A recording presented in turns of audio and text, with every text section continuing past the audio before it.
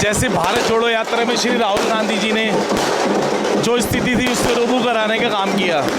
अब जो दिल्ली की स्थिति है, दिल्ली न्याय यात्रा हमारे अध्यक्ष श्री देवेंद्र यादव जी के नेतृत्व में राहुल गांधी जी के आदेशों पर जो हम लोग डोर टू डोर निकल रहे हैं, समस्त जन तक पहुंचने की कोशिश जो कांग्रेस की है, उनकी जो समस्याओं को जो आम आदमी पार्टी और केंद्र में बैठी हुई भारतीय जनता पार्टी अनदेखा कर रही है, हम कहीं ना कहीं दिल्ली न्याय यात्रा के माध्यम से सारी समस्याओं को उजागर करेंगे देवेंद्र यादव जी के नेतृत्व में। और तमाम कांग्रेसियन सड़कों पर इसलिए उतरे हैं कि एक एक घर की, एक एक व्यक्ति की, एक एक दिल्ली के नागरिक की जो समस्या है, हम दिल्ली की सरकार और केंद्र सरकार के समक्ष प्रस्तुत कर सकें। क्योंकि ये गूंगी, बहरी, अंधी सरकार, जिसको किसी की समस्याओं का समाधान नहीं करना, सिर्फ ये पूंजीपतियों की सरकार है। ये सिर्फ जिस तरीके से जन नागरिक का अनदेखा करती है, हमारा यही ध्येय है कि हम उन जन नागरिक की आवाज़ सरकार तक पहुंचाएं और इन समस्याओं को समाधान कराएं। क्योंकि दिल्ली ही है, दिल्ली की जिस तरीके से कांग्रेस ने दिल्ली को निखारा पिछले 15 साल में, जब शीला जी के नेतृत्व में दिल्ली में सिर्फ उत्थान सिर्फ कांग्रेस पार्टी कर सकती है। और आप लोग देख सकते हैं इतना बड़ा जन सैलाब इसका प्रत्यक्षदर्शी है। तमाम भ्रष्टाचार के आरोप लगाए गए आम आदमी पार्टी के आपके ऊपर, शीला दीक्षित सरकार के ऊपर। अब वो खुद ही भ्रष्टाचार में लिप्त है, उनके ऊपर केसेस हैं, उस पर क्या कहना चाहेंगे? आपका सवाल बहुत अच्छा है और मैं आपको अप्रिशिएट करना चाहूँगा। आप जैसे नौजवान पत्रकार इस चीज़ को एक जन नागरिक तक पहुँचाने का काम कर रहे हैं कि कहाँ है वो तथ्य जिस तरीके से ये अरविंद केजरीवाल चीख चिल्लाकर एक जन आंदोलन के माध्यम से रामलीला मैदान में बैठकर एक फाइल लेकर हाथ में समक्ष हिलाया करता था कि मेरे पास सारे दस्तावेज हैं, ये मैं प्रस्तुत करूँगा, सभी कांग्रेसी जेल में जाएंगे। लेकिन उनकी स्थिति ये उल्टी हो चुकी है। सारे भ्रष्टाचार के आरोप मुख्यमंत्री के ऊपर हैं, इनके सारे कैबिनेट मंत्री के ऊपर हैं, इनका खुद ये जेल में जा चुके हैं, अभी जमानत पे बाहर हैं। तो इससे ज़्यादा प्रस्तुति क्या प्रस्तुत करेंगे हम लोग? ये झूठा, ये जो कहता है अरविंद केजरीवाल कि मैं अपने माँ की, अपने बच्चों की, अपनी बीवी की, सबकी कस्में खाता हूँ और मैं किसी तरीके से भी सरकारी सुविधाएं नहीं लूँगा, मुझे सत्ता का लालच नहीं। आज वही मुख्यमंत्री है जिसको हम लोग इससे इस्तीफा मांगते हैं, चीख चिल्लाकर करते हैं, तब भी नहीं देता। फिर उसके बाद इसको अरेस्ट किया जाता है, जेल में जाने के बावजूद भी इस्तीफा नहीं दिया जाता। उसके कुछ समय पश्चात ये जागते हैं, फिर उसके पश्चात ये आतिशी जी को मुख्यमंत्री की सीट देते हैं। वो इनके रबड़ स्टैंप के मुख्यमंत्री का काम कर रही है। आप देख सकते हैं किस तरीके से आतिशी जी भी एक संविधान का उल्लंघन कर रही हैं। मुख्यमंत्री की सीट के साथ एक डमी कुर्सी रखी जाती है। क्या प्रस्तुत करना चाहते हैं ये लोग? मतलब दिल्ली की जनता एक तरह से अनभिज्ञ है इनकी मानसिकता से। इनकी मानसिकता सिर्फ यह है लूटो, बांटो और डिवाइड करो। जिस तरीके से भारतीय जनता पार्टी के नेता कहते हैं बटोगे तो कटोगे। अरे मूर्खो, ये तो जिस तरीके से बांटने वाले भी आप और काटने वाले भी आप। हम लोग तो ये कहेंगे जब तक साथ जोड़ोगे तभी उत्थान है राष्ट्र का भी और दिल्ली का भी। आप भी उम्मीदवार हैं टिकट के?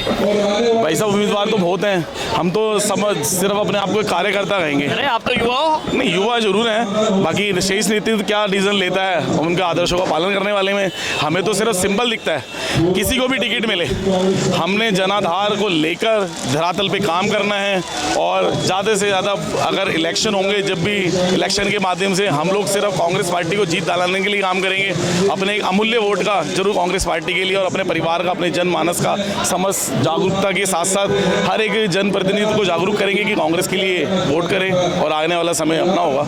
आप देख सकते हैं। मैंने कल भी यही पूछा था, आज भी मैं ये पूछने वाला हूँ, आम आदमी पार्टी से गठबंधन होगा?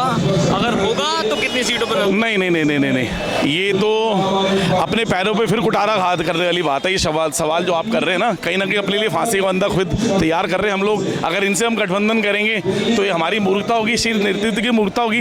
अकेले लड़ेंगे, जीत हार अलग चीज़ है। अगर अकेला योद्धा अगर रण में उतरता है तो दो चीज़ है, विजय श्री या आप समझ सकते हार सकते हैं। लेकिन जिस तरीके से स्थिति है, जिस तरीके से राज्य सरकार, दिल्ली की सरकार काम नहीं कर रही है, आप सीवरेज पे बात कर सकते हैं, आप शिक्षा पे बात कर सकते हैं, आप बुजुर्ग पेंशन पे बात कर सकते हैं, आप यहाँ की शराब प्रणाली पे बात कर सकते हैं। कोविड काल में, कोरोना काल में क्या था, एक बोतल के साथ एक बोतल फ्री। अरे मूर्खों, बोतल से किसका समाधान होना है? ऑक्सीजन की आवश्यकता थी। ये वही जो कहता है कि मैं किसी तरीके की सुविधा ही नहीं लूँगा, ये शीश महल की तैयारी कर रहा था, अपना महल बना रहा था। आप भी देख सकते हैं जिस तरीके से ITI RTI के माध्यम माध्यम से जो इनका पता लगा है कि कितना इन्होंने करोड़ों में खर्चा किया उसका।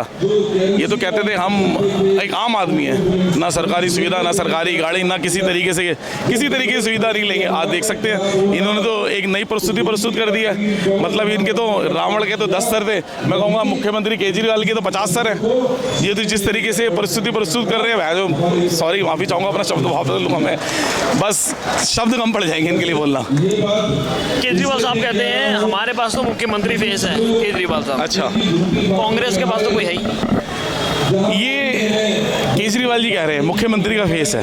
ये अपने आप को फिर जो जेल जा चुका है, जो जमानत पे बाहर है, जो अपने आप को एक राष्ट्रीय पार्टी घोषित कर रहे हैं, जिस तरीके से धीरे धीरे आप आम जनता के पास जाकर बात करें कि केजरीवाल ये वही आंदोलनकारी पार्टी है जिससे जुड़कर ये एक सीढ़ी से दूसरी सीढ़ी, तीसरी सीढ़ी चलकर जिस तरीके से दिल्ली का मुख्यमंत्री बने हैं, ये उसके बाद इन्होंने क्या किया आप देख रहे हैं ना, क्या स्थिति है दिल्ली की। और क्या ये जिस तरीके से कांग्रेस पार्टी एक आंदोलन, जिस तरीके से स्वतंत्रता आंदोलन में बड़ी भागीदारी रही, जेल गए, शहादतें दी हमारे कांग्रेसियों ने, जिस तरीके से देश आज़ाद हुआ, क्या ये पार्टी ख़त्म हो जाएगी ऐसे गीदड़ भपकियों की सुनकर या ये बरसाती मेंढकों की बातें सुनकर? आप खुद बताएं।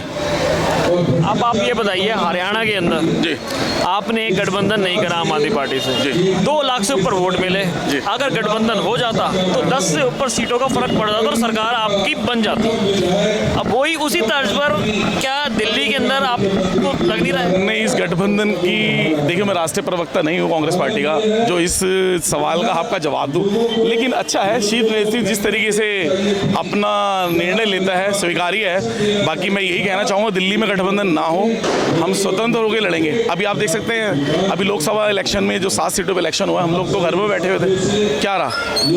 हम चाहते हैं कि हर एक कांग्रेस जन बाहर निकले, सड़कों पे उतरे, एक समस्या को रूबरू कराए, जनता के समक्ष हम लोग जाएंगे, उनकी परेशानी को सुनेंगे, उनका समाधान करेंगे। हम लोग कोई घर में बैठने वाले लोग नहीं हैं, हम आंदोलनकारी लोग हैं।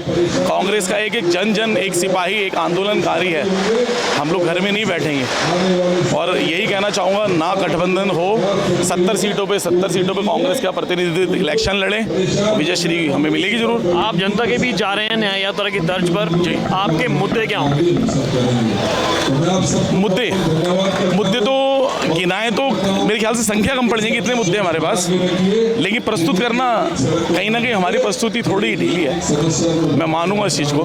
मुद्दे तो इतने हैं, बहुत मुद्दे हैं, और मुझसे ज़्यादा आप लोग रूबरू, आप भी दिल्ली के निवासी हैं, मूल निवासी दिल्ली के, आपका भी जन्म दिल्ली में हुआ है, तो समस्या तो बहुत हैं, मुद्दे भी बहुत हैं। और कहीं ना कहीं एक बड़ा, पहले प्याज के रेट पे ही, प्याज की जो मोल भाव पर ही सरकारें पलट जाती थी, अब तो हमारे पास बहुत कुछ है पलटने के लिए सरकार को। चलिए, कांग्रेस के युवा नेता आज हमारे साथ रणवीर भास्कर जी थे। आप देखते हैं इस न्याय यात्रा का क्या कुछ फायदा हो पाएगा कांग्रेस को आने वाले विधानसभा चुनाव में? कैमरामैन फूलचंद के साथ निखिल गुप्ता, एनजी एक्सप्रेस में।